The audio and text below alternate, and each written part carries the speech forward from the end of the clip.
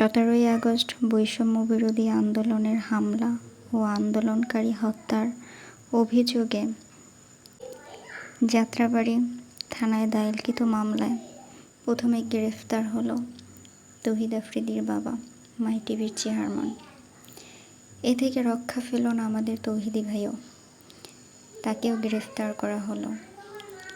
সে বরিশাল ছিল তার মামার বাসায়, সেখান থেকে তাকে গ্রেফতার করা হয়েছে।